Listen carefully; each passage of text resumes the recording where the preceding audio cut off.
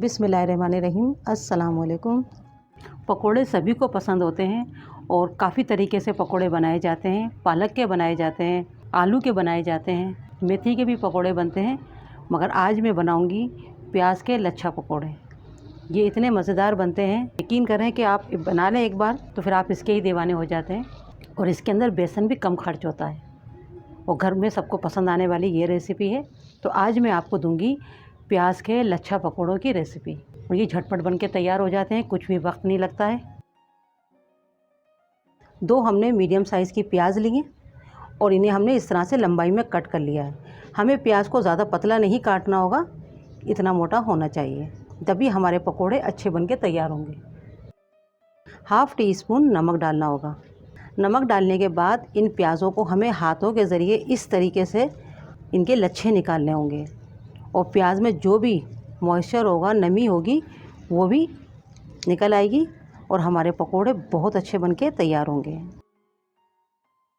प्याज को हमने नमक के साथ अच्छे से मिक्स कर लिया है। अब इसमें जितना भी पानी होगा प्याज का वो इसमें आ जाएगा, यानी रिलीज़ कर देगी प्याज अपना पानी। 5 मिनट के लिए इसे हम इसी तरह से छोड़ देंगे। प्याज को रखे 5 मिनट हो गए। अब इसमें हम डालेंगे कुछ मसाले। हाफ़ टी स्पून लेंगे हम लाल मिर्च का पाउडर। आप मिर्चें अपने टेस्ट के मुताबिक लीजिएगा। कुटी लाल मिर्च 1/4 टीस्पून। 1 टीस्पून हम लेंगे कुटा हुआ साबित धनिया। हाफ़ टी स्पून लेंगे हम सफ़ेद ज़ीरा। हल्दी लेंगे हम 1/4 टीस्पून। इससे कलर अच्छा आता है, वरना मार्केट में क्या होता है कि वो फूड कलर डालते हैं। 1 हरी मिर्च, थोड़ा सा हरा धनिया लेंगे, तकरीबन 2 टेबल स्पून के बराबर है। ये अच्छा फ्लेवर आएगा प्याज के पकोड़ों में। 1 खाने का चम्मच चावल का आटा लेंगे, इससे पकोड़े बहुत क्रिस्पी बनते हैं। अब इन मसालों को और चावल के आटे को हम अच्छे से मिक्स कर लेंगे। आधा कप हमने लिया है बेसन। हमें जितनी ज़रूरत होगी हम उतना बेसन लेंगे, क्योंकि बेसन हम ले रहे हैं कोटिंग के लिए। हमें प्याज के पकोड़ों के ऊपर ज़्यादा कोटिंग नहीं करनी होती है, थोड़ा थोड़ा करके हम बेसन डालेंगे। 2 चम्मच अभी हमने बेसन डाला है और अच्छे से इसे हम मिक्स करते जाएंगे। हल्के हाथों के साथ इसे हमें मिक्स करना होगा ताकि हमारे प्याज के लच्छे जो हैं वो भी ख़त्म ना हो। मैंने 1 चम्मच बेसन का और लिया है। देखिए टोटल हमारे 3 खाने के चम्मच बेसन खर्च हुए हैं। अच्छे से ये बाइंड हो जाए, बस हमें इतना बेसन चाहिए होता है, ज़्यादा नहीं चाहिए होता है, क्योंकि प्याज के पकोड़ों के अंदर प्याज का फ्लेवर ज़्यादा होना चाहिए और बेसन का कम, तभी हमारे प्याज के पकोड़े अच्छे बन के तैयार होते हैं। और नमक मैंने शुरू में प्याज में डाल दिया था, तो इसलिए मैंने नमक अभी नहीं शामिल किया है। ये प्याज के पकोड़े बहुत ही मज़ेदार बन के तैयार होते हैं। जब प्याज का फ्लेवर मुंह में आता है तो ये पकोड़े बहुत अच्छे लगते हैं। देखिए ये हमारा तैयार हो चुका है। इसको चेक करने का तरीका ये है कि हम इसको इस तरह से हाथ में लेते हैं और इसको हम इस तरह से इसको बाइंड करेंगे। अगर ये अच्छे से बाइंड हो रहा है तो ये हमारा परफेक्ट है और ये हमारा बैटर तैयार हो चुका है। अब इसके हम पकोड़े बनाना शुरू करेंगे। ऑयल मैंने गरम करने रख दिया है और उसी में से मैंने 1 चम्मच ऑयल लिया है, इसे भी हम डाल देंगे। इससे क्या होता है कि हमारे पकोड़े क्रिस्पी क्रिस्पी बनते हैं और काफ़ी देर तक ये पकोड़े हमारे क्रिस्पी रहते हैं।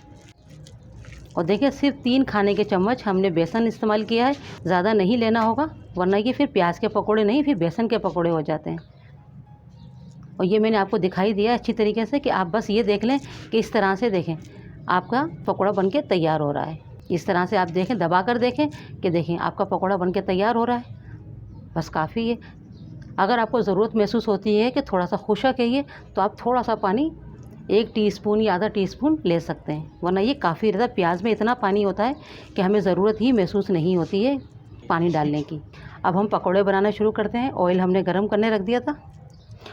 ऑयल देखें इतना गर्म होना चाहिए, मीडियम गर्म, कम गर्म नहीं होना चाहिए ऑयल को, और ना ही ज़्यादा तेज़ होना चाहिए।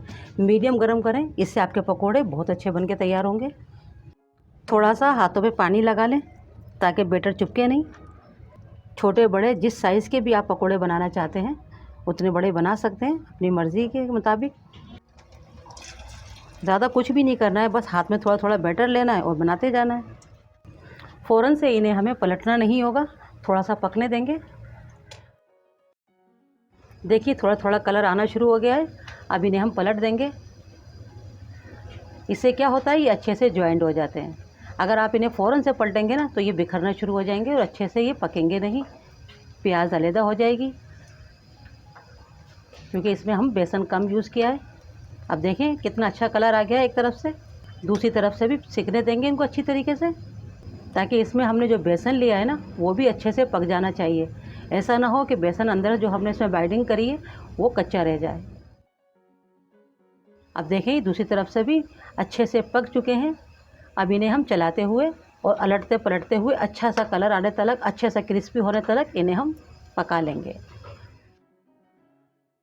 देखिए दूसरी तरफ से भी अच्छा सा कलर आ गया और क्रिस्पी हो गए हमारे पकोड़े। अब इन्हें हम निकाल लेंगे। प्याज के पकोड़े हमारे बनके तैयार हो चुके हैं। आप देख सकते हैं कितने क्रिस्पी और कितने करारे बनके तैयार हुए हैं। आप इन्हें रमज़ान में बनाएं, ये सबको पसंद आएंगे प्याज के पकोड़े। सबसे बड़ी बात तो ये है कि इसमें बेसन कम खर्च होता है। आप इसे हरी चटनी के साथ खाएं, बहुत ही अच्छे लगते हैं खाने के अंदर, या फिर आप दही वाली चटनी के साथ भी इनको खा सकते हैं, या फिर केचप ले लें, जो आपको पसंद हो।